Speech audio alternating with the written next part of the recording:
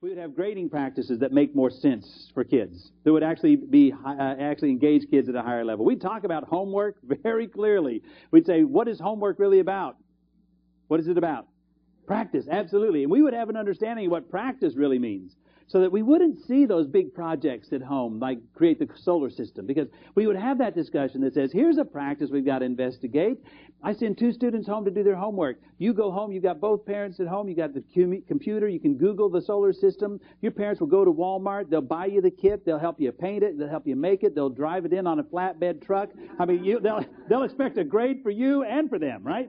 And I send you home, and guess what? No parent, or the parent's tired from being on their feet all day. They can't go to Walmart. You're trying to build the solar system with toys from your toy box, right?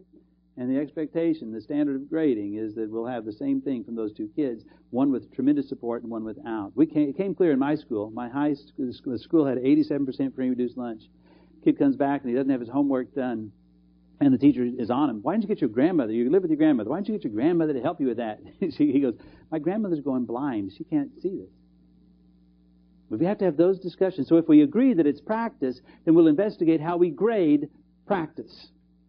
If Tim goes home and he does his homework, and Tim comes back and he has 60% of it right, what is our typical practice in American schools with my 60%? Where does it go?